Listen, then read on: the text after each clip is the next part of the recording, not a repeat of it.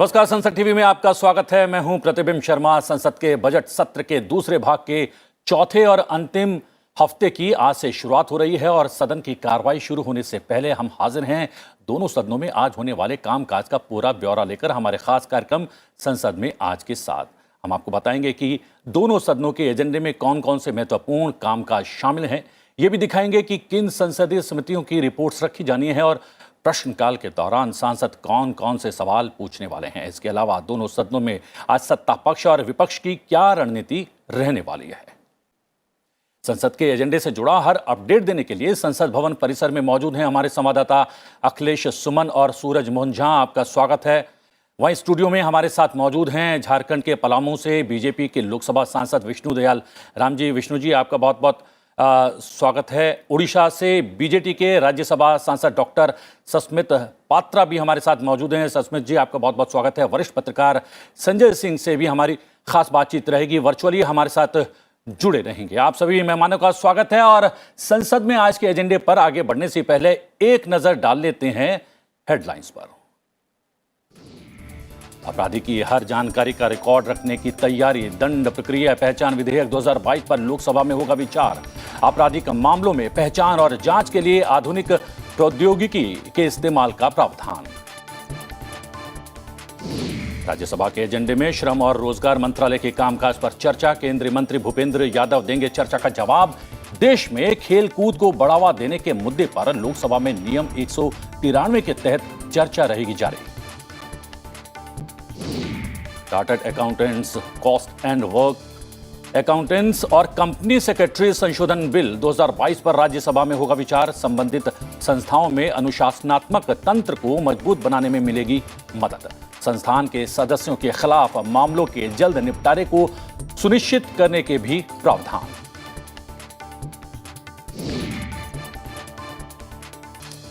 हम राज्यसभा और लोकसभा के आज के एजेंडे पर विस्तार से डालेंगे नजर और अपने मेहमानों से भी उस पर चर्चा करेंगे। उससे पहले एक नजर दोनों सदनों में बजट सत्र के दूसरे भाग के तीसरे हफ्ते में क्या कुछ खास हुआ उस पर डाल लेते हैं नजर रीकैप के जरिए। बीते हफ्ते राज्यसभा से विनियोग और वित्त विधेयक 2022 को लौटाने के साथ ही वित्त वर्ष 2022-23 के बजट को मंजूरी से जुड़ी करीब 2 महीने चली संसदीय प्रक्रिया पूरी हो गई। वहीं राज्यसभा के लिए वो भावुक क्षण भी आया जब राज्यसभा में अप्रैल से जुलाई 2022 के महीने में रिटायर होने जा रहे 72 सांसदों को विदाई दी गई। विधायी कामकाज की बात करें तो लोकसभा से chartered accountants cost and works accountants और कंपनी सेक्रेटरी संशोधन बिल 2022, दिल्ली नगर निगम संशोधन विधेयक 2022 पारित हुआ। लोकसभा से जहां संविधान अनुसूचित जनजातियां आदेश संशोधन बिल 2022 और संविधान अनुसूचित जातियां और अनुसूचित जनजातियां आदेश दूसरा संशोधन बिल 2022 को मंजूरी मिली, वहीं संविधान अनुसूचित जातियां और अनुसूचित जनजातियां आदेश संशोधन बिल 2022 राज्यसभा से पारित हो गया। जलवायु परिवर्तन के महत्वपूर्ण मुद्दे पर नियम 193 के तहत लोकसभा में शीतकालीन सत्र के दौरान शुरू हुई चर्चा पूरी हो गई। इसके अलावा भारतीय अंटार्कटिक विधेयक 2022 और दंड प्रक्रिया पहचान विधेयक 2022 भी लोकसभा में पेश किया गया।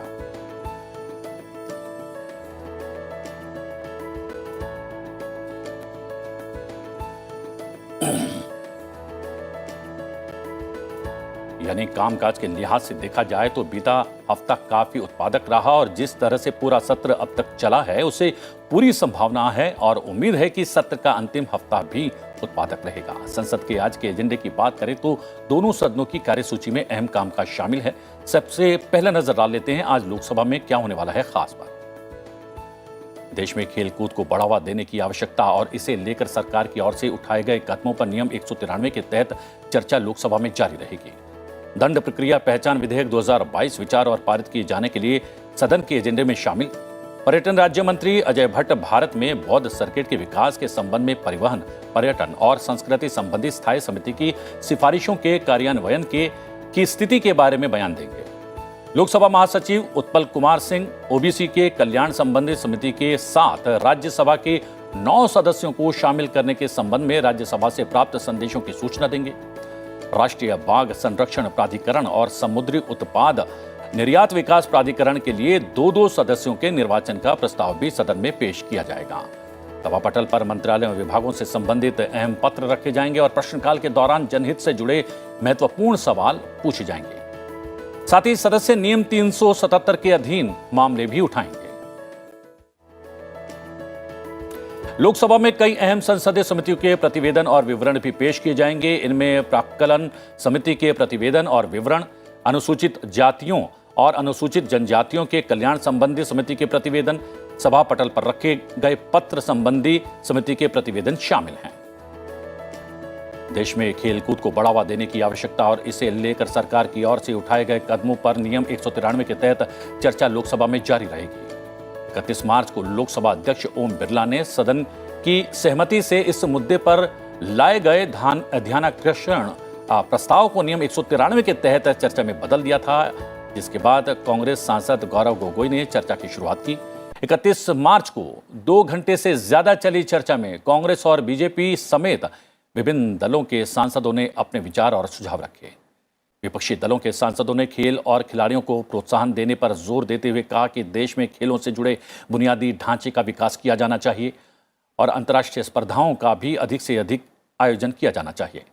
सत्तापक्ष ने कहा कि केंद्र में नरेंद्र मोदी सरकार बनने के बाद खेलों को लेकर माहौल बदला है। खिलाड़ियों की स्थिति और उनको मिलने वाली सुविधाओं में बहुत सुधार आया है। चर्चा पूरी नहीं हो पाई और आज ये जारी रहेगी।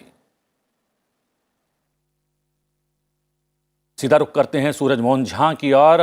हमारे संवाददाता संसद भवन परिसर में मौजूद हैं। लोकसभा की अभी तक की कार्रवाई बहुत कमाल की रही है। अगर कुल मिलाकर प्रतिशत में जानना चाहें तो कितनी प्रतिशत उत्पादकता रही है, एक बात, और ये जो अंतिम सप्ताह का पहला दिन है, क्या कुछ खास रहने वाला है सूरज? प्रतिबिंब अगर संसदीय लोकतंत्र के लिहाज से कहें तो संसदीय लोकतंत्र की सफलता संसद के परफॉर्मेंस से चलती है। और आपने एक अच्छा सवाल उठाया कि उत्पादकता किस तरह रही। 100% से ऊपर की उत्पादकता हम लोकसभा में देख रहे हैं प्रतिबिंब, और अंतिम आंकड़े जब ये सत्रावसान होगा तो पता चलेगा, लेकिन पूरा अनुमान है कि ये 130 से 140% से ऊपर ही प्रतिबिंब रहने वाला है। हमने देखा है जिस तरह से बजटीय प्रक्रियाओं को निपटाया गया, उसके बाद महत्वपूर्ण विधायी कामकाज को सदन में लिया जा रहा है, और अब जिस तरह से हमने देखा है सदन में महत्वपूर्ण चर्चाओं को नियम 193 के तहत लिया जा रहा है, तो ये कहीं ना कहीं एक अच्छी तस्वीर जो संसद की है वो आम जनता तक पहुंचाता है। अगर हम आज के कामकाज की बात करें प्रतिबिंब, तो आज भी अंतिम सप्ताह है बजट सत्र का, और आज जो कार्यसूची में हमने देखा है प्रश्नकाल में काफी महत्वपूर्ण सवाल लगे हुए हैं जो वित्त मंत्रालय, शिक्षा मंत्रालय, पर्यटन और पर्यावरण मंत्रालय से जुड़े हुए हैं। जैसे वित्त मंत्रालय से एक बहुत ही अहम सवाल आज प्रतिबिंब पूछा जाना है, जो स्वास्थ्य बीमा होता है। हमने देखा है लगभग आज के दौर में सभी जो है हेल्थ इंश्योरेंस कराते हैं, उस पर जीएसटी की जो दरें हैं उसको लेकर एक महत्वपूर्ण सवाल है। ऐसे ही राष्ट्रीय राजधानी दिल्ली में जो वायु गुणवत्ता है उसको लेकर भी महत्वपूर्ण सवाल आज पूछे जाने, तो प्रश्नकाल में काफ़ी महत्वपूर्ण सवाल आज पूछे जाने हैं। उसके बाद जैसा आपने बताया था कि महत्वपूर्ण जो है मंत्री जो है अपने वक्तव्य देंगे और सदन के पटल पर दस्तावेज रखेंगे, साथ में संसदीय समितियों के प्रतिवेदन भी आज सदन के अंदर रखे जाएंगे। जी विधायी कामकाज की सूरज, हम आपके पास आएंगे, जी सस्मित जी हमारे साथ मौजूद हैं, और चूंकि उनको थोड़ा जल्दी जाना है तो ज़्यादा से ज़्यादा हम चर्चा कर पाएँ, हम ये अवसर खोना नहीं चाहते। सस्मित पात्रा जी, जैसा कि हमारे सहयोगी बता रहे हैं कि सदन की कार्रवाई बहुत सुचारू रूप से चली है। उत्पादकता अगर देखी जाए तो उत्पादकता 100% के लगभग या उससे भी अधिक रही है, जो उसका कुल मिलाकर उसका आंकड़ा जो है सदन के अंतिम दिन स्पष्ट हो पाएगा। किस तरीके से देखते हैं सदन की पूरी कार्रवाई? देखिए, इस बार जो सत्र रहा है वो बहुत ही प्रोडक्टिव रहा है, डिसरप्शंस बहुत कम रहे हैं, और राज्यसभा की अगर मैं बात करूं तो एक आध बार हम लोगों ने beyond the hours of business भी हम लोग बैठे हैं, चर्चा करी है। तो ये सत्र जो है बहुत प्रोडक्टिव रहा। इसमें कई अहम मुद्दे आए हैं, और विशेषकर क्योंकि बजट सेशन है, जाहिर सी बात है डिमांड फॉर ग्रांट्स के ऊपर चर्चा हुई है, वर्किंग ऑफ मिनिस्ट्रीज़ के ऊपर चर्चा हुई है, फाइनेंस बिल और अप्रोप्रिएशन बिल के ऊपर चर्चा हुई है। इन चर्चाओं से एक चीज़ स्पष्ट है कि जब डिसरप्शंस घटती हैं और डिस्कशंस एंड डिबेट बढ़ती हैं तो आम जनता तक एक पैगाम जाता है कि हमारा जो संसदीय सोच है वो बहुत मजबूत है, और इस सोच के साथ हम आगे बढ़ रहे हैं। तो जाहिर सी बात है ये सत्र बहुत कारगर रहा, और जब तक खत्म होता है मुझे लगता है 100% से ज़्यादा प्रोडक्टिविटी हमें देखने को मिलेगा। जी जी, विष्णुदयाल जी, अभी हमारे सहयोगी सूरज मोहन झा बता रहे थे कि किस तरीके से लोकसभा की कार्रवाई चली है, और उन्होंने बताया कि 100% की लगभग रही है और आंकड़ा सही सही आएगा। लेकिन बजट से जुड़ी प्रक्रिया जो लगभग 2 महीने तक चली है वो पूरी हो गई है। एक बड़ा चंग, एक बड़ा काम जो है अगर कह सकते हैं संसद के भीतर जो होने वाला था वो पूरा हो गया है। कितना संतोष है अगर सत्ता पक्ष की बात करें तो? संसद की कार्रवाई निर्बाध गति से चली है, इसलिए बहुत ज़्यादा संतोष है। और संसद में हम सभी जनप्रतिनिधि चुन करके इसलिए आते हैं कि जनता की आवाज़ को संसद के समक्ष उठाएं और उनकी कठिनाइयों को संसद के समक्ष व्यक्त करें। और जब डिबेट होता है, डिस्कशन होता है, तो उन मुद्दों पर चर्चा होती है जिसके लिए संसद बना हुआ है। जहाँ तक लोकसभा का प्रश्न है, 120% से भी ज़्यादा लोकसभा की उत्पादकता रही है और रेल बजट पर करीब 80 सांसदों ने भाग लिया और अन्य मुद्दों पर भी सांसदों की भागीदारी इस बार ज़्यादा से ज़्यादा रही है। लोगों ने अपना विचार व्यक्त किया है बिना शोरगुल के, बिना किसी व्यवधान के। तो निश्चित रूप से हम कह सकते हैं कि हमारे लिए एक संतोष की बात है। दानिश जी भी हमारे साथ जुड़ गए हैं। दानिश जी, बहुत बहुत स्वागत है आपका। बसपा के माननीय सांसद थोड़ा विलंब से आए हैं लेकिन समय से आए हैं। बात चल रही थी हमारे सहयोगी से प्रश्नकाल में पूछे जाने वाले महत्वपूर्ण प्रश्नों की, तो उसमें एक प्रश्न आपका भी लगा हुआ है, महाविद्यालयों से जुड़ा हुआ है। वहाँ पर जो छात्र किन्हीं वजहों से आत्महत्या कर लेते हैं उससे संबंधित आप कुछ सवाल करने वाले हैं। क्या है पूरा विषय? देखिए, मैं यही आज मैं सरकार से जानना चाहूँगा, माननीय शिक्षा मंत्री जी से, कि काफ़ी सारी यूनिवर्सिटीज़ कॉलेजेस में छात्र जो हैं आत्महत्या कर रहे हैं। आखिर ऐसी वजह, इसकी वजह क्या है? हमने देखा पिछले वर्ष का, क्योंकि एक आध कोई केस हाईलाइट होता है, जैसे रोहित वेमुला का केस हाईलाइट हुआ आत्महत्या करने का, लेकिन ऐसे अनेकों हज़ारों केसेस जो हैं अंडर द रैप रह जाते हैं जिनका कहीं कोई डिस्कशन नहीं होता। मैंने आज जो अपना सवाल लगाया है, मेरे यहाँ मेरे क्षेत्र के बॉर्डर पे एक विश्वविद्यालय है, वहाँ पर दर्जनों आत्महत्याएं हुई हैं पिछले कुछ वर्षों में।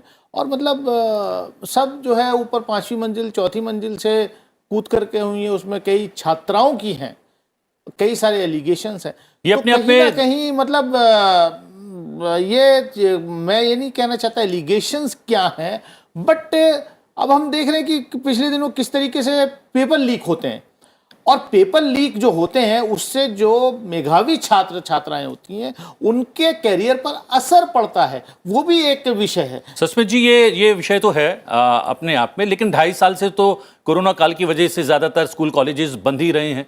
बहुत ज़्यादा छात्र पढ़ने के लिए बाकायदा नहीं पहुंच पाए हैं, ना कॉलेजेस में ना स्कूल में। नहीं, देखिए, जो दानिश जी ने सवाल उठाया है अहम सवाल है, क्योंकि हमारे शिक्षा क्षेत्र में केवल डिग्री कॉलेजेस या कम्युनिटी कॉलेजेस तक नहीं, आप आईआईटीज़ में भी देखेंगे कि अगर सुसाइड रेट्स रहती हैं तो जाहिर सी बात है कहीं ना कहीं एक मानसिक दबाव रहता है आज छात्र छात्राओं के ऊपर। वो कारण कई हो सकते हैं, चाहे वो पढ़ाई की वजह से हो, चाहे फाइनेंशियल कंडीशंस की वजह से हो, चाहे पर्सनल रीजंस की वजह से हो, मगर इसको कहीं ना कहीं हमें रिजॉल्व करने की आवश्यकता है। और जो पर्सनल काउंसलिंग एंड मेंटरिंग का जो प्रक्रिया है जो हमारे देश में होना चाहिए, हमारे शिक्षा अनुष्ठानों में होना चाहिए, उसका अभाव कहीं ना कहीं है। और ये सवाल बहुत अहम है और मैं मानता हूं कि माननीय मंत्री जी जब आप उसका उत्तर रखेंगे, जाहिर सी बात है इसकी रोकथाम के लिए क्या कार्य किया जा रहा है उसके ऊपर भी चर्चा करें। जी, और कहीं ना कहीं विष्णु जी ये प्रधानमंत्री भी इस बात का संज्ञान लेते हैं और इसलिए हर बरस परीक्षा से ठीक पहले परीक्षा पर चर्चा करते हैं, जो मानसिक दबाव होता है उससे बाहर निकालने की कोशिश करते हैं। निश्चित रूप से आप देखेंगे कि आदरणीय प्रधानमंत्री जी परीक्षा के पूर्व छात्रों से सीधा संवाद करते हैं और उस सीधे संवाद के पीछे उनकी यही मंशा रहती है कि छात्रों का जो मानसिक तनाव है उसको कम किया जाए। ये बताया जाए कि परीक्षा आते रहती है और जीवन में उतार चढ़ाव आता रहता है। परीक्षा के समय अपना मानसिक संतुलन नहीं खोना चाहिए और माता पिता को भी उनकी ओर से ये सुझाव रहता है कि बच्चों पर ज़्यादा बोझ न डालें, बच्चों को अपने ढंग से काम करने दें, पढ़ने दें। और निश्चित रूप से उनकी बात का असर पड़ रहा है और छात्रों का जो मानसिक तनाव है परीक्षा के वक्त वो धीरे धीरे कम होते जा रहा है। अभिभावकगण भी ये समझने लगे हैं कि बच्चों के ऊपर बहुत ज़्यादा मानसिक दबाव देने की आवश्यकता नहीं है, अपनी इच्छा को उनके ऊपर थोपने की जरूरत नहीं है। जरूरत इस बात की है कि वो अपने ढंग से अपनी जवाबदेही समझते हुए अपना कार्य करें। और शायद इसी दबाव से निकालने के लिए नई शिक्षा नीति भी कहीं ना कहीं इंट्रोड्यूस की गई है। संजय सिंह वरिष्ठ पत्रकार भी वर्चुअली हमारे साथ जुड़े हुए हैं। संजय जी, आप एक टिप्पणी तो चाहूंगा अभी तक के कामकाज पर, और क्या आपको लगता है जो अंतिम सप्ताह है उसमें क्या कुछ खास रहना चाहिए? देखिए, इस बार एक खुशी की बात यह है कि संसद का ये जो सत्र है ये बहुत सुचारू रूप से चला है। बजट सत्र ऐसे भी खास हो जाता है, एक तो साल का पहला सत्र। दूसरी बात ये होती है कि आम बजट पेश होता है और उसके तहत तमाम चीजें इसमें बात हो जाती है, चाहे हम प्रथम सत्र का बात करें, बजट सेशन का प्री रिसेस या पोस्ट रिसेस दोनों की बात करें, तो एक प्रेसिडेंशियल एड्रेस के माध्यम से उस पर जो चर्चा होती है वो उसका एम्बिट काफी बड़ा होता है। प्रैक्टिकली एवरीथिंग जो जो जिस चीज पे भी आप बात करना चाहते हैं वो इंक्लूड हो जाता है। बजट की चर्चा के दौरान सारे मिनिस्ट्रीवार सिलसिलेवार डिस्कशन हो जाता है। एक बड़ी अच्छी चीज ये हुई है कि 5 राज्यों के चुनाव इस बीच में हुए। सदन थोड़ा देखिए, थोड़ा बहुत यहाँ वहां व्यवधान तो होता रहेगा, उतना तो मान करके चलना चाहिए, लेकिन ब्रॉडली उसके बाद उस दौरान भी संसद का सत्र सुचारू रूप से चला, तो ये खुशी की बात है। और 72 जो सांसद आपने बताया राज्यसभा के रिटायर हुए, तो ये एक भावुक क्षण होता है जिसमें लोग बात करते हैं। राज्यसभा के लोगों को ये प्रिविलेज होता है, लोकसभा वाले तो अपने आप ही मतलब चुनाव में जाते हैं और वापस लौट करके नहीं आते। आप किसी और नोट पे इस बात को कह सकते हैं। आज का जो कामकाज है, मुझे लगता है कि सबसे ज्यादा जिस चीज पे चर्चा होगी, जो लोकसभा में विधेयक आने वाला है, जो अमेंडमेंट होने वाला है क्रिमिनल प्रोसीजर कोड में, प्रिजनर्स बिल 1920 का है, उस पे काफी ज्यादा एक चर्चा का विषय होगा।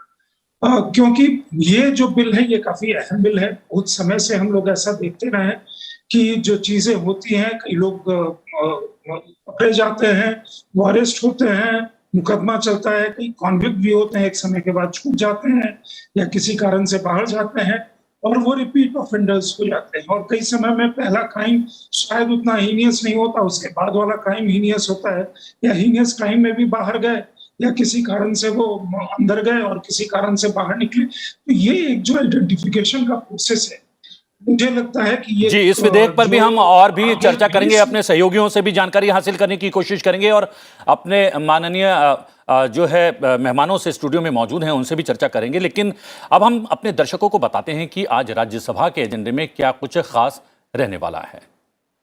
श्रम और रोजगार मंत्रालय के कामकाज पर चर्चा का राज्यसभा में केंद्रीय मंत्री भूपेंद्र यादव जवाब देंगे। Chartered accountants, cost and works accountants और कंपनी सेक्रेटरी संशोधन बिल 2022 और संविधान अनुसूचित जनजातीय आदेश संशोधन बिल 2022 विचार और पारित किए जाने के लिए उच्च सदन के एजेंडे में शामिल। सूक्ष्म लघु और मध्यम उद्यम राज्य मंत्री भानु प्रताप सिंह वर्मा एमएसएमई क्षेत्र पर कोविड-19 महामारी का प्रभाव और इसके नियंत्रण के लिए अपनाई गई कार्यनीति के बारे में उद्योग संबंधी स्थायी समिति की सिफारिशों के कार्यान्वयन की स्थिति के बारे में बयान देंगे। अनुसूचित जातियों और अनुसूचित जनजातियों के कल्याण संबंधी समिति के प्रतिवेदन भी पेश किए जाएंगे। सभा पटल पर मंत्रालयों और विभागों से संबंधित अहम पत्र रखे जाएंगे और प्रश्नकाल के दौरान जनहित से जुड़े महत्वपूर्ण सवाल पूछे जाएंगे। राज्यसभा के एजेंडे में श्रम और रोजगार मंत्रालय के कामकाज पर चर्चा भी शामिल है। केंद्रीय श्रम और रोजगार मंत्री भूपेंद्र यादव आज चर्चा का जवाब देंगे। इससे पहले 30 मार्च को डीएम के सांसद और शनमुगम ने चर्चा की शुरुआत की थी, जिसके बाद कांग्रेस, बीजेपी समेत विभिन्न दलों के सांसदों ने अपने विचार, सुझाव और चिंताएं सदन के सामने रखी। रोजगार सुरक्षा को बड़ी चुनौती बताते हुए विपक्षी सदस्यों ने सरकार पर कामगारों के हितों की अनदेखी करने का आरोप लगाया। वहीं सत्ता पक्ष ने कहा कि विकास के क्रम में हर क्षेत्र में रोजगार सृजित हुए हैं, जिससे कामगारों को लाभ हुआ है। केंद्रीय श्रम और रोजगार मंत्री आज सदस्यों की चिंताओं का जवाब देंगे। आपको बता दें कि श्रम और रोजगार मंत्रालय को इस साल के बजट में करीब 16,894 करोड़ रुपए आवंटित किए गए हैं, जो पिछले वित्त वर्ष के संशोधित आंकड़ों से 2,645 करोड़ रुपए ज्यादा हैं। सीधा रुख करते हैं अपने सहयोगी अखिलेश सुमन जी का। अखिलेश, अगर बात करें अभी तक जो सदन की कार्यवाही हुई है वो बहुत प्रोडक्टिव रही है, 100% से ज्यादा की प्रोडक्टिविटी रही है। अगर इस अंतिम सप्ताह की बात करें तो क्या कुछ खास रहने वाला है?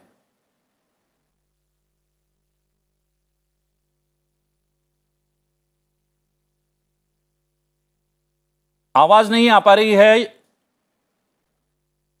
शायद कुछ तकनीकी जो है वजह से आवाज़ नहीं आ पा रही है। कोशिश करेंगे उस खामी को दूर करने की। और सस्मित पात्रा जी माननीय सांसदों में से हैं जो विदाई ले रहे हैं, और विदाई कार्यक्रम एक भावुक क्षण था। न केवल विपक्ष के माननीय सांसदों ने बल्कि सत्ता पक्ष की ओर से प्रधानमंत्री तक ने भी अपने उद्गार प्रकट किया और आप लोगों से आग्रह किया कि जो आपके अनुभव रहे हैं वो साझा करें लिख कर। क्या इस पर आप कुछ विचार कर रहे हैं?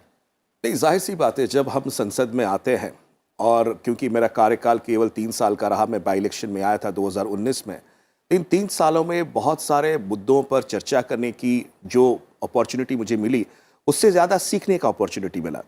सीखने के लिए बहुत कुछ मिला। सीखने के लिए सारे प्रांतों से, सारे राज्यों से जो विविधता रहती है हमारे देश की, जो शायद विधानसभा में एक ही प्रांत या एक ही राज्य पे रहता है, संसद में उसमें पूरे राज्य, सारे राज्यों के विषयों के बारे में चर्चा करने की आवश्यकता रहती है और उसमें जो है सीखने का अवसर रहता है। दूसरी बात यह है कि ये 3 सालों में मुझे अवसर मिला विष्णुदयाल जी के साथ हमारा इंटर पार्लियामेंट्री यूनियन है, IPU है, जिसके कि हम मेंबरान हैं, और उसमें जो है स्पेन जाने का मौका मिला। कई बार जो है IPU के डेलीगेशंस में जाने का मौका मिला। तो अंतर्राष्ट्रीय स्तर पर भी किस तरह से हमारे देश की जो पार्लियामेंट्री फॉर्म ऑफ डेमोक्रेसी है उसको लेके एक इंटरनेशनल फोरम में पेश करने का मौका मिला। ये जो तमाम एक्सपीरियंसेस है, ये बहुत ऑर्डिनरी एक्सपीरियंसेस नहीं है, बहुत एक्स्ट्रॉर्डिनरी एक्सपीरियंसेस हैं।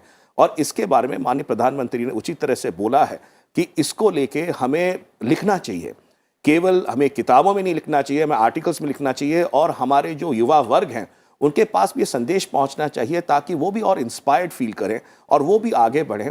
और वरना क्या हो जाता है कि कई साल हम यहाँ पे व्यतीत करते हैं, उसके बाद अपने क्षेत्रों में चले जाते हैं और अपने काम पे लग जाते हैं।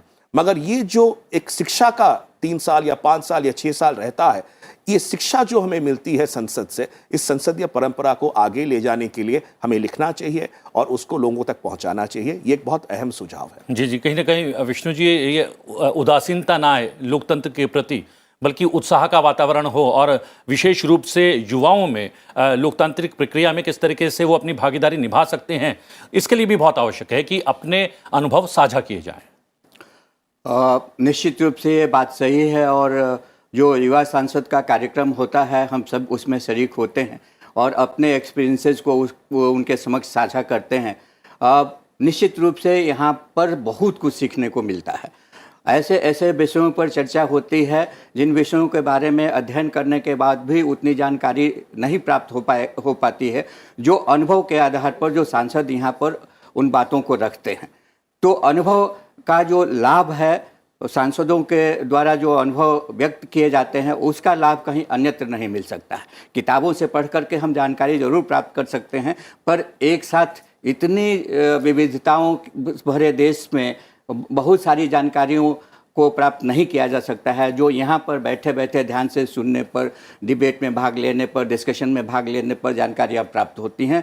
तो निश्चित रूप से ये एक ज्ञान का मंदिर है जहाँ पर शिक्षा ग्रहण करने की अपार संभावनाएं हैं। और हम जैसे सांसद जो जिनका कोई पॉलिटिकल बैकग्राउंड नहीं है, जो चुन करके आते हैं, बहुत ध्यानपूर्वक जो अच्छे वक्ता हैं उनकी बातों को सुनते हैं और उनसे सीख ग्रहण करने की कोशिश करते हैं। जी, सचमुच जी, अगर बात करें आज के कामकाज की, राज्यसभा के भीतर 2 विधेयक हैं और दोनों विधेयक चार्टर्ड अकाउंटेंट्स लागत और संकलन लेखापाल बिल की बात कर रहे हैं, चाहे संविधान अनुसूचित जनजातियां आदेश संशोधन विधेयक 2022 की बात करें, ये लोकसभा से पारित हो चुके हैं, अब राज्यसभा में आए हैं। अगर चार्टर्ड अकाउंटेंट लागत वाली बिल की बात करें, क्योंकि हमने देखा कि बीजेडी के सांसद बहुत मुखर रहते हैं और बहुत बारीक निगाह रखते हैं ऐसे विधेयकों पर, कितना महत्वपूर्ण विधेयक? ये बहुत अहम विधेयक है, because chartered accountants, cost and works accountants और कंपनी सेक्रेटरीज, ये जो तीनों काउंसिल्स है, ये अहम बिल इसलिए आया है कि इसमें डिसिप्लिनरी एक्शन के प्रावधान लिए जा रहे हैं। जो अमेंडमेंट्स आएंगे, ये अमेंडमेंट्स कई बार हमें देखने को मिलता है, कई कंपनियों में जो है धांधली होती है, फ्रॉड होता है, आपको सत्यम कंप्यूटर्स के बारे में मैं याद दिलाना चाहूँगा, जिसमें कि पता चला कि लगभग 6,000 करोड़ की धांधली हुई थी और उसमें कहीं ना कहीं चार्टर्ड अकाउंटेंट्स के वहाँ पे बहुत बड़ी भारी गलती रही थी। तो इसलिए ये 3 प्रोफेशनल सर्विसेज हैं आपके, चार्टर्ड अकाउंटेंट्स के, कॉस्ट एंड वर्क अकाउंटेंट्स के और कंपनी सेक्रेटरीज के। इन लोगों का मेन दायित्व ये रहता है कि ऑडिट के माध्यम से और कंप्लायंसेस के माध्यम से कॉर्पोरेट अफेयर्स को जो विषय रहते हैं उसको उचित तरह से निगाह रख के उसकी जो गलतियां हैं उसको निकालें, उसको जो है एक्सपोज करें। बट क्या देखने को मिला है कि आजकल कई कंपनियों में, मैं स्पेसिफिक एग्जांपल्स नहीं दूंगा, बैंक फ्रॉड से लेके कॉर्पोरेट फ्रॉड तक कई जगहों पर इन सर्विसेज के जो आपके प्रोफेशनल्स हैं उनका हाथ रहने लगा है। तो इसलिए वो जो डिसिप्लिनरी इश्यूज हैं, जिसमें कि स्पेसिफिक किया गया है कैसे एक डिसिप्लिनरी कमेटी रहेगा, कैसे वो डिसिप्लिनरी कमेटी या बोर्ड कार्यरत होगा, किस तरह से उन लोग प्रेसिडेंट के माध्यम से उसको कार्रवाई करेंगे, कैसे इंश्योर करेंगे कि जो पेनल्टीज और जो पनिशमेंट का क्वांटम है उसको उचित तरह से कार्रवाई की जाए, और उसके साथ कैसे सेक्रेटरी कॉर्पोरेट अफेयर्स जो है केंद्र सरकार के, उनके माध्यम से भी एक कमेटी रहेगी जो इसके पूरी निगाह रखेगी।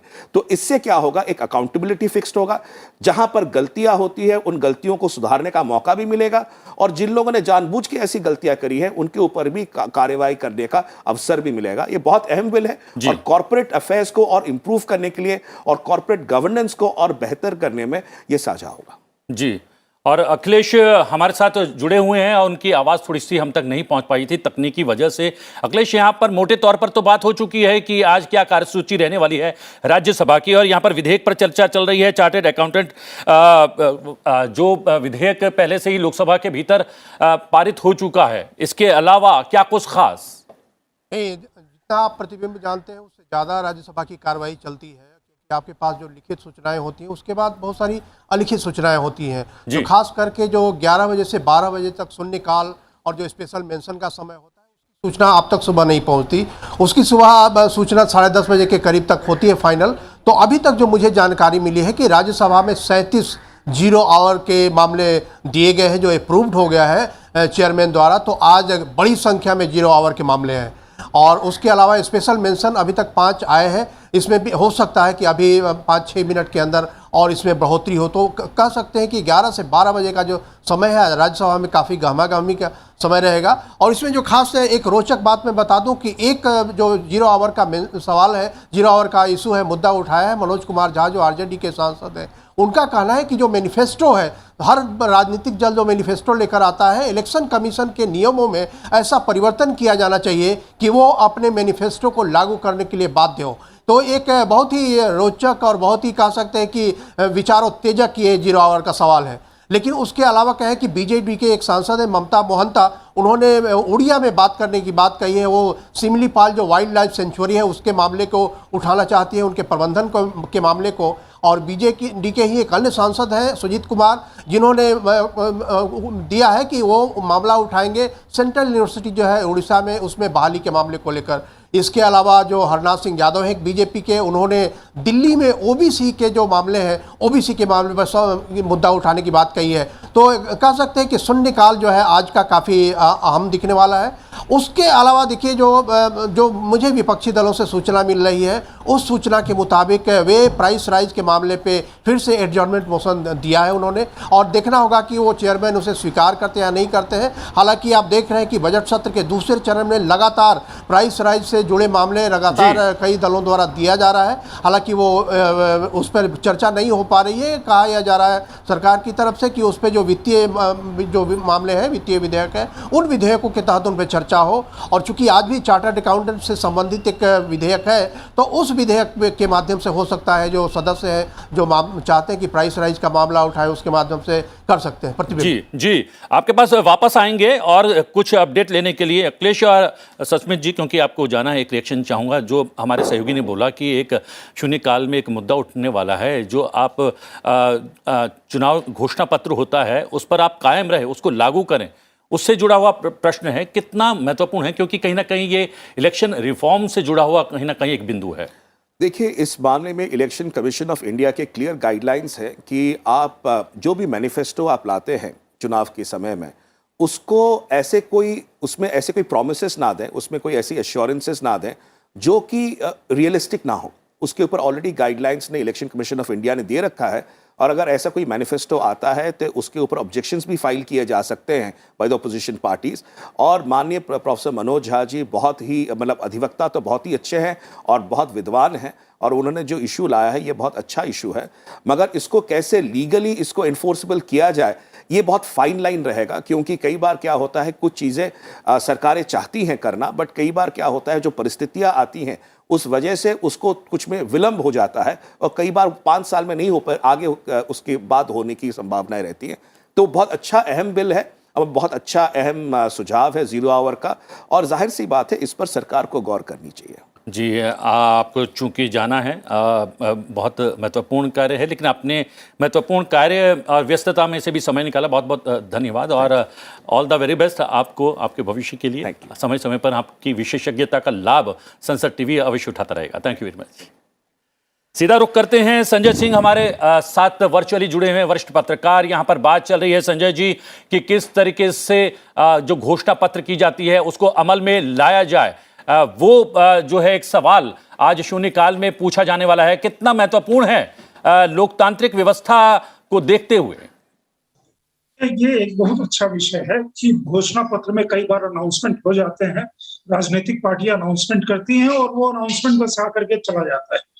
ये क्या मैंडेटरी हो पाएगा? मेरा एक और भी उसमें सवाल है, एक और भी बात कहना चाहता हूं कि जो बहुत सारी लोग घोषणाएं करते हैं, तमाम तरह के फ्रीबीज का अनाउंसमेंट करते हैं कि हम ये कर देंगे, वो कर देंगे, आपको स्कूटी दे देंगे, आपको गाड़ी दे देंगे, आपको फलाना दे देंगे, सारे लोन माफ कर देंगे, सारी बिजली पानी माफ हो जाएगी। उनको ये भी बताना चाहिए कि ये रिसोर्सेज कहाँ से आएंगे और कैसे आएंगे, अगर आएंगी तो इसका भार कौन वहन करेगा। क्योंकि होता क्या है कि कोई पार्टी अपनी जेब से तो पैसे देती नहीं, वो पैसे जो होते हैं वो जनता के पैसे होते हैं, जनता के द्वारा टैक्स डायरेक्ट या इनडायरेक्ट माध्यम से दिए गए टैक्स के पैसे होते हैं।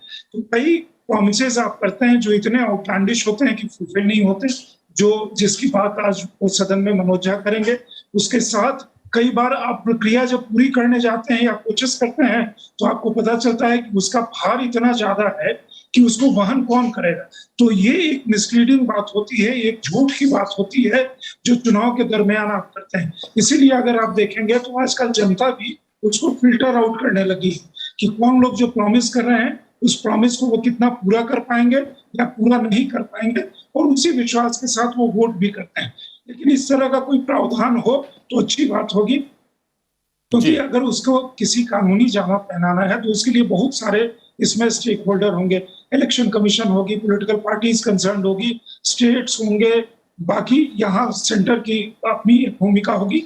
लेकिन उससे ज्यादा सरकार, सेंटर की भूमिका से ज्यादा जो बाकी स्टेक होल्डर्स हैं उनकी यहाँ पे ज्यादा भूमिका होगी। लेकिन ऑल इन ऑल ये एक अच्छा चीज है जिसपे मेरे ख्याल में एक सार्थक चर्चा होनी चाहिए। जी, और भी विधायी कार्य पर हम लोग नजर डालेंगे और रिएक्शन लेंगे अपने विशेषज्ञ मेहमानों से और माननीय सांसदों से जो स्टूडियो में मौजूद हैं। लेकिन उससे पहले विधायी कामकाज की बात करें तो दोनों सदनों के एजेंडे में 3 महत्वपूर्ण विधेयक शामिल हैं। दंड प्रक्रिया पहचान विधेयक 2022 विचार और पारित किए जाने के लिए लोकसभा की कार्यसूची में शामिल है। केंद्रीय गृह मंत्री अमित शाह विधेयक पर विचार और पारित करने का प्रस्ताव करेंगे। इस विधेयक के माध्यम से 1920 के कैदियों की पहचान संबंधी कानून में संशोधन का प्रस्ताव किया गया है। इसमें आपराधिक मामलों में पहचान और जांच के प्रयोजनों के लिए दोषियों और अन्य व्यक्तियों की माप को प्राधिकृत करने के प्रावधान हैं। साथ ही इस तरह के मामलों में गिरफ्तार और दोष सिद्ध अपराधियों का रिकॉर्ड रखने के लिए अत्याधुनिक प्रौद्योगिकी के उपयोग की अनुमति देने की बात भी कही गई है। विपक्ष के विरोध के बीच लोकसभा में 28 मार्च को 58 के मुकाबले 120 मतों से विधेयक पेश करने की मंजूरी मिली थी। विपक्ष ने विधेयक के कई प्रावधानों को मौलिक अधिकारों और मानवाधिकारों का उल्लंघन करार दिया था।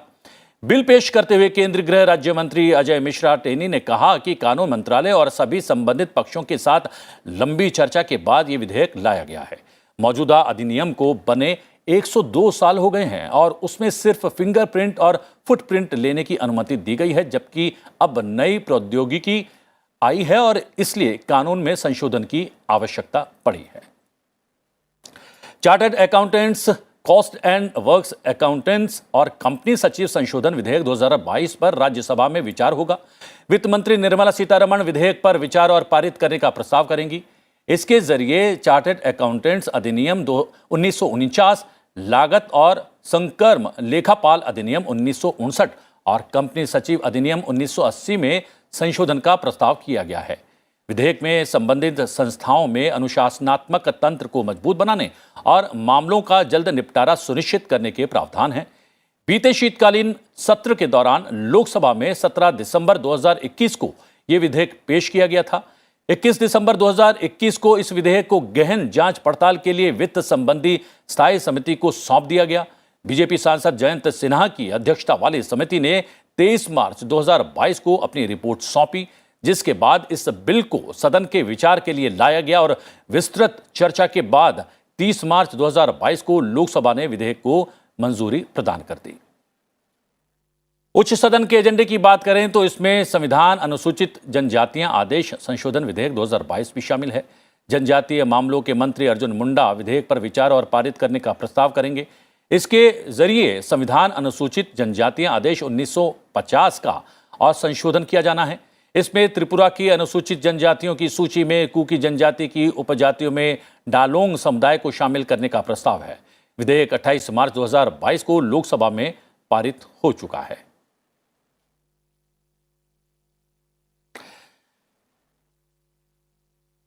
यहां पर एक बहुत महत्वपूर्ण चर्चा चल रही थी और इस चर्चा के बीच समय निकालकर सीधा रुख करते हैं अपने सहयोगी सूरज मोहन झा का। सूरज, अगर बात करें, आपने प्रोडक्टिविटी कहा कि जो सत्र का अंतिम दिन होगा टोटलिटी में उसी दिन आंकड़े सामने आएंगे, लेकिन 100% से भी ज़्यादा का कामकाज हुआ है। लेकिन आज के अगर विधेयक की बात करें तो कितना महत्वपूर्ण विधेयक है दंड प्रक्रिया शिनाख्त विधेयक 2022?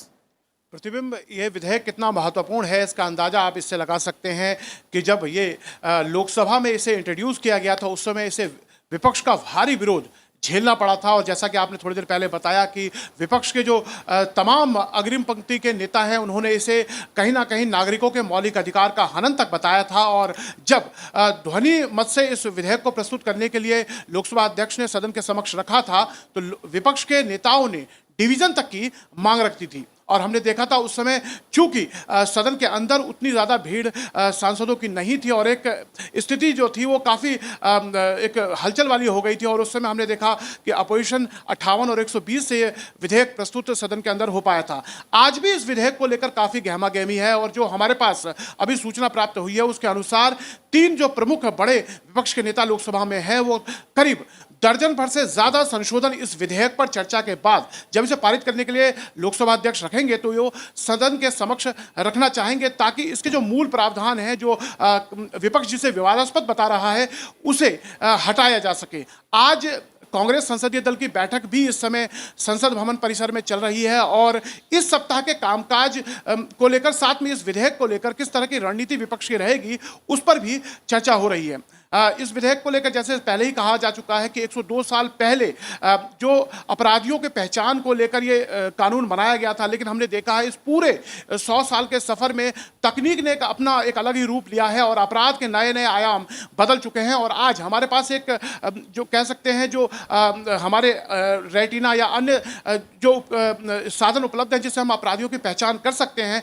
तो गृह मंत्री जब ये विधेयक गृह राज्य मंत्री जैसे पेश किया था उन्होंने कहा था कि कहीं ना कहीं देश में अपराध को रोकने में यह विधेयक काफी कारगर सिद्ध होगा। तो आज लोकसभा में इस विधेयक को लेकर काफी हलचल रहने वाली है प्रतिबिंब, और इस आखिरी सप्ताह में एक महत्वपूर्ण विधेयक लोकसभा के समक्ष मौजूद है। जी जी, और आपने सही कहा। और हमारे विभिन्न कार्यक्रमों में दानिश जी अलग अलग विशेषज्ञ आते हैं और सुरक्षा से जुड़े हुए तकनीकी विशेषज्ञ भी आते हैं और उनका कहना है कि 102 बरस पहले जो प्रावधान थे किसी अपराधी की पहचान को लेकर वो अभी तक लागू हैं, जबकि तकनीक के क्षेत्र में हम बहुत आगे बढ़ गए हैं। चलिए, एटलीस्ट आपको याद आया कि मैं भी आपके पैनल में हूँ यहाँ।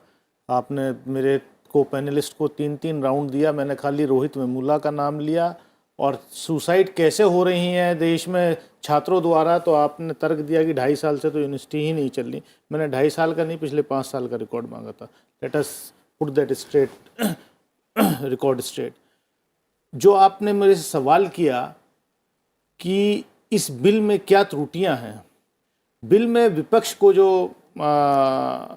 ऐतराज़ है वो ये है कि अगर मान लीजिए हम कोई धरना प्रदर्शन करते हैं, कोई सिविल राइट्स के लिए, ह्यूमन राइट्स के लिए कोई आंदोलन करते हैं, तो पूरा का पूरा अख्तियार जो है वो पुलिस को दे दिया जाएगा कि आप, अगर हम यहाँ रोज़ धरना प्रदर्शन होता था, अगर पार्लियामेंट स्ट्रीट पुलिस स्टेशन पर जाएंगे तो कोई भी हेड कांस्टेबल लेवल का ऑफिसर जो है, दरोगा जो है, वो आपको हैरेस करने के लिए, किसी भी आंदोलनकारी को हैरेस करने के लिए उसका जो है डीएनए सैंपल ले सकता है, उसका रेटिना का सैंपल ले सकता है।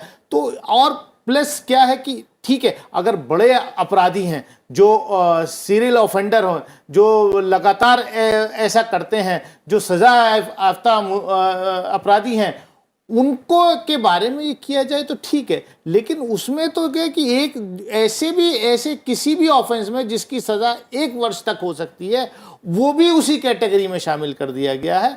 तो इसलिए विपक्ष जो है इस चीज का विरोध कर रहा है कि ये कहीं ना कहीं हमारे देश को एक पुलिस स्टेट बनाने की शुरुआत और कोशिश है। जी जी, कहीं ना कहीं ये एक आरोप है विपक्ष का कि कहीं इस का दुरुपयोग ना हो जाए। लेकिन उससे पहले जो आपने एक विषय कहा कि आपको कम समय दिया गया है और अन्य मेहमानों को ज़्यादा दिया गया, तो मैंने आपसे और सभी दर्शकों से पहले इस बात का जिक्र कर दिया था कि सस्मित पात्रा जी चूंकि 10:30 बजे निकलने वाले हैं तो उनके पास समय कम रहेगा, इसलिए उनको कम समय में ज़्यादा अवसर दिया गया है। अब विष्णु जी, आपसे प्रतिक्रिया, ये यहाँ पर दुरुपयोग की अगर बात करें तो 102 साल पहले जो कानून बना था, जो प्रावधान थे, उनका भी कहीं ना कहीं होता रहा है, इस तरीके के आरोप लगते रहे हैं। देखिए, दी क्रिमिनल प्रोसीजर आइडेंटिफिकेशन बिल 2022 जो सदन में लाया गया है और जिसके बारे में दानिश अली जी चर्चा कर रहे थे, उसके सेक्शन 3 के प्रोविजो में ये है कि ऐसे व्यक्तियों को बायोलॉजिकल सैंपल्स लेने के लिए फोर्स नहीं किया जाएगा जिनका प्रिवेंटिव अरेस्ट होगा। जो व्यक्ति किसी कॉग्निजेबल ऑफेंस में अरेस्ट होता है या जो व्यक्ति महिलाओं के विरुद्ध अपराध या बच्चों के विरुद्ध अपराध है या ऐसा अपराध जिसमें 7 साल या 7 साल से ज़्यादा की सज़ा है, उसी में ये सैंपल लिया जाएगा। अदरवाइज़ वो किसी को भी फोर्स नहीं किया जाएगा सैंपल देने के लिए, बायोलॉजिकल सैंपल्स देने के लिए। जी जी जी, ये तो बहुत स्पष्ट सी जो नीति है। मैं वही उसको सुधार करना चाहता हूँ। हो सकता है मैं गलत हूँ, जैसे अभी आपने मुझे गलत साबित करने की कोशिश की कि खाली सस्मित पात्रा जी के लिए, विष्णु दयालु जी को भी आपने 3 बार टाइम दिया मेरे से अलावा। ऐसे ही इस बिल का सवाल है। इस बिल में साफ लिखा है कि 1 साल से ज़्यादा का कोई भी अपराधी अगर होगा उसमें वो सैंपल्स कलेक्ट किए जा सकते हैं। और प्लस अभी हमारे यहाँ डेटा प्रोटेक्शन का क्या हाल है, अभी उसकी भी पॉलिसी तय नहीं है। क्या वो उसको हम प्रिजर्व प्रॉपरली रख पाएंगे, यानी उसका मिसयूज भी हो सकता है। जी जी, लेकिन ये अगर आपके रेटिना या फिर अन्य जो है प्रारूप के सैंपल लिए जाएंगे, लेकिन मैच तो तभी होंगे जब कोई अपराध होगा। बिना अपराध की स्थिति में तो शायद मैच नहीं किए जाएंगे। मैं एक बात और कहना चाहूँगा कि यदि आप यूएस के लॉ का प्रोविजंस देखिए या यूके के लॉ का प्रोविजंस देखिए, और जितना वहाँ पर स्ट्रिंजेंट लॉ है सैंपल्स इकट्ठा करने के लिए कि आप उसको इमेजिन नहीं कर सकते हैं। आप उसको सुन करके दंग रह जाइएगा। जो पेस का जो सेक्शन 62 है यूके का जो लॉ है, उसमें तो इंटीमेट सैंपल्स लेने की बात करता है। जो अमेरिका का लॉ है उसमें उससे भी ज़्यादा आगे जा कर के बात कहता है, जो इसकी आप यहाँ पर चर्चा भी मैं उचित नहीं समझता हूँ। तो इस तरह की बातें नहीं हैं कि जिस तरह की का नरेशन या जिस तरह की नरेटिव की कोशिश की जा रही है कि एक ऐसा लॉ आ गया है जो ड्रैकोनियन इन नेचर है, जिसमें राइट टू प्राइवेसी का हनन हो जाएगा, जिसको बिना सोचे समझे लाया गया है। इस तरह की बिल्कुल बात नहीं है। जहाँ तक सोच समझ करके लाने का प्रश्न है, इस कार्य को एनसीआरबी को दिया गया था। एनसीआरबी ने स्टेट से, यूनियन टेरिटरी से और जो भी स्टेक होल्डर्स हैं उनसे विस्तृत चर्चा की है। यहाँ तक कि ऑल इंडिया जो फिंगरप्रिंट एक्सपर्ट्स की जो सम्मेलन हुआ था उसमें भी इस बात की चर्चा की गई। राज्यों से, केंद्र शासित प्रदेशों से लिखित रूप में ये लिया गया और लिखित रूप में उन्होंने दिया की मेजरमेंट का जो दायरा है वो बहुत सीमित है, और जो व्यक्ति इस दायरे के अंतर्गत आने वाले हैं वो भी बहुत सीमित है। इस दायरे को बढ़ाया जा सकता है, वो भी सुप्रीम कोर्ट के ऑब्जर्वेशन और लॉ कमीशन की रिपोर्ट के आधार पर किया गया है। इसलिए इस तरह की जो बातें हैं वो हम समझते हैं कि उचित नहीं है। जी जी, एक टिप्पणी आखिर चलते चलते, चूंकि चर्चा चल रही है और एक चर्चा जो है संपन्न भी हो गई है लोकसभा के भीतर, लेकिन खेल कूद के विस्तार से जुड़ी हुई एक चर्चा अभी भी चल रही है और आज भी वो जारी रहने वाली। कितनी महत्वपूर्ण चर्चा? वो बहुत महत्वपूर्ण चर्चा है, क्योंकि युवाओं का से जुड़ी हुई चर्चा है।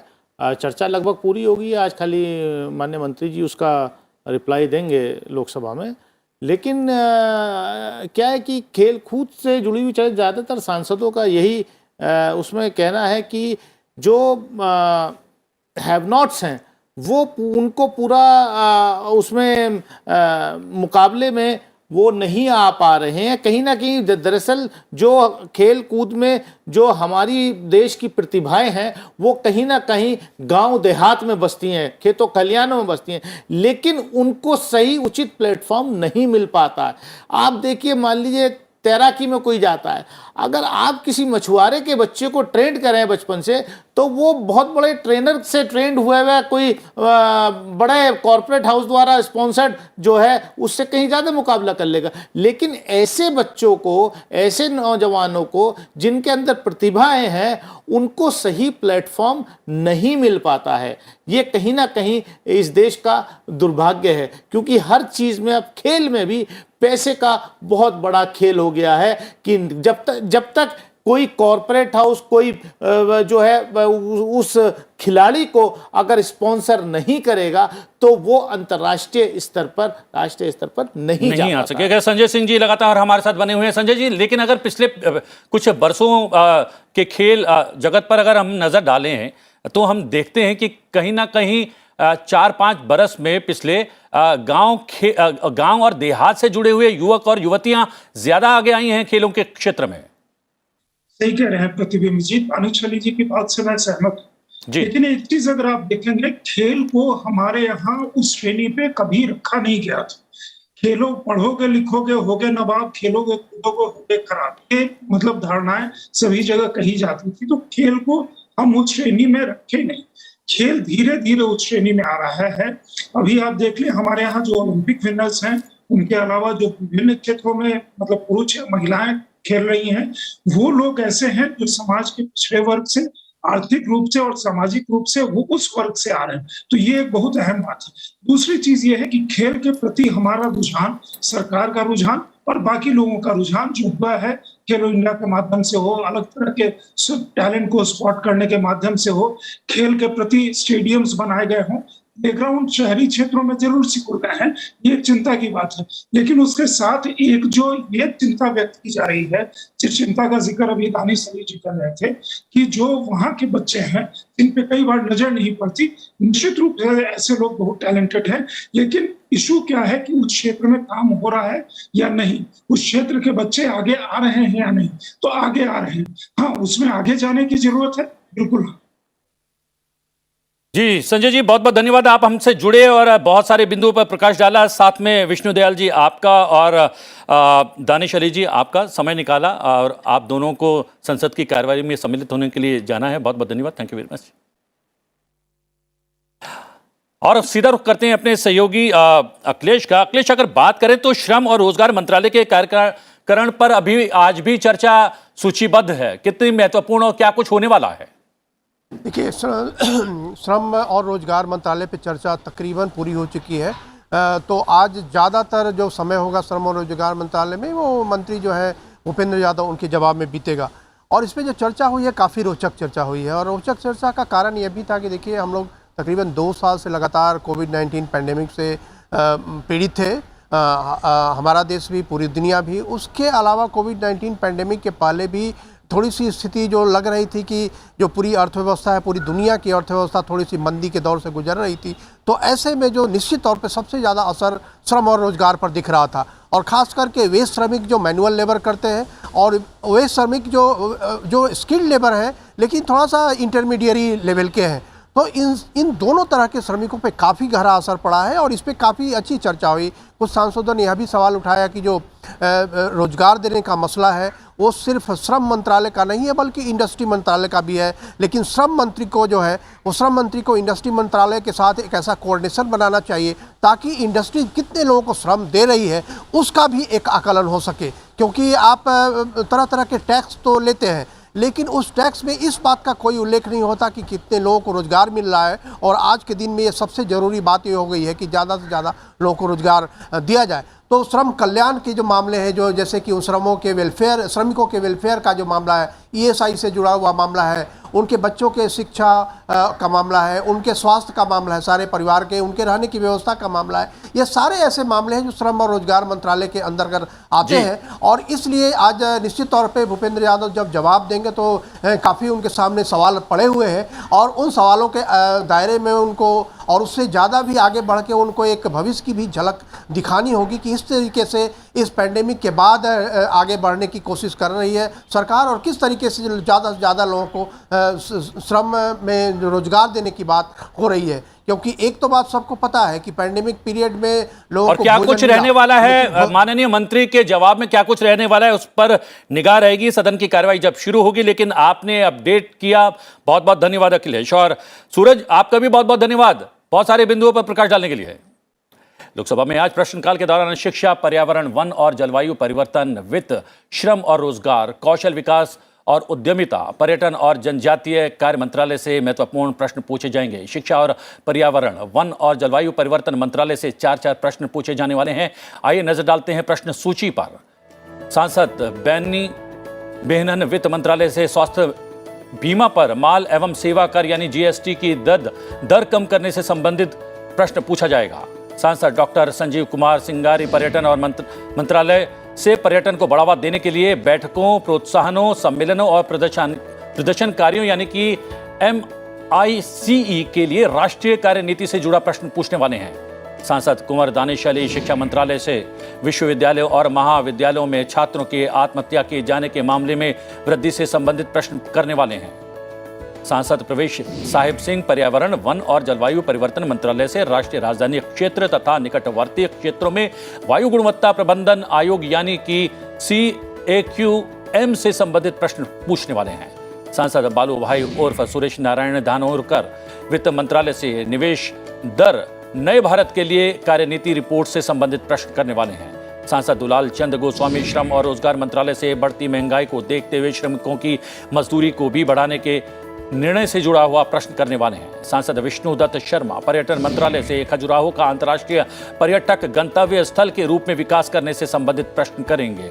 सांसद TR बालू पर्यावरण, वन और जलवायु परिवर्तन मंत्रालय से अनुकूलन प्रौद्योगिकियों में निजी क्षेत्र से संबंधित प्रश्न करने वाले हैं।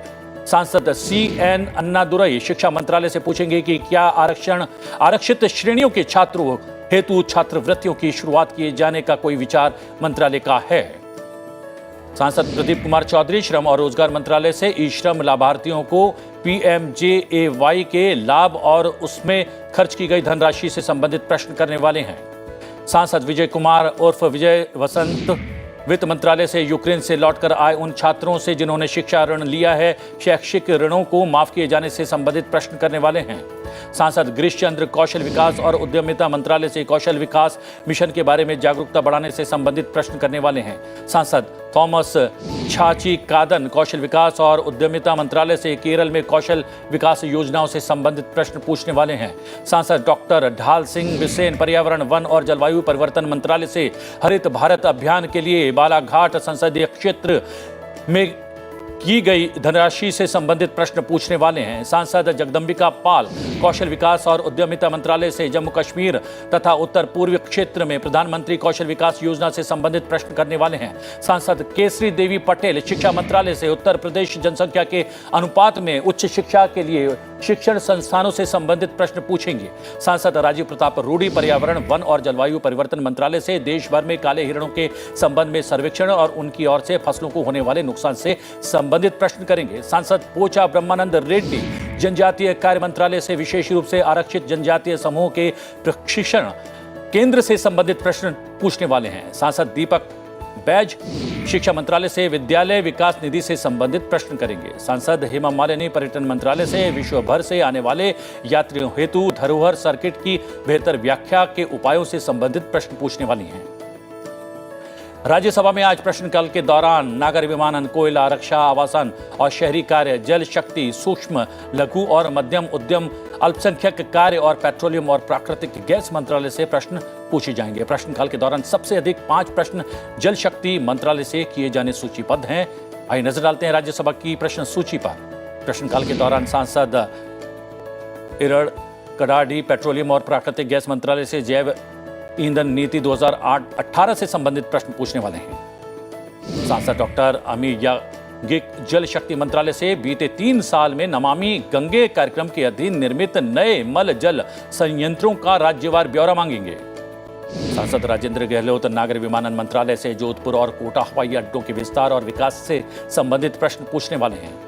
सांसद संजय सेठ जल शक्ति मंत्रालय से जल जीवन मिशन यानी कि JJM के अधीन नल जल कनेक्शन के लिए स्वीकृत धनराशि से संबंधित प्रश्न पूछने वाले हैं। सांसद नीरज डांगी प्रश्नकाल के दौरान आवासन और शहरी कार्य मंत्रालय से अपने प्रश्न के जरिए राजस्थान में स्मार्ट शहर योजना के अंतर्गत शामिल शहरों के बारे में जानकारी मांगेंगे। सांसद महेश पोद्दार रक्षा मंत्रालय से संघ राज्य क्षेत्र जम्मू और कश्मीर में शुरू हुए ऑपरेशन सद्भावना के अधीन दी गई सहायता से जुड़ा हुआ प्रश्न पूछने वाले हैं। सांसद प्रभाकर रेड्डी विमिरेड्डी जल शक्ति मंत्रालय से अंतर्राज्यीय जल विवाद से संबंधित देश के पूर्व निचले तटवर्ती राज्यों से राय नहीं लिए जाने से संबंधित प्रश्न पूछने वाले हैं। सांसद GC चंद्रशेखर अपने प्रश्न के जरिए आवासन और शहरी कार्य मंत्रालय से नम्मा बंगलुरु मेट्रो परियोजना के तहत अधिक धनराशि खर्च किए जाने से संबंधित प्रश्न मांगेंगे।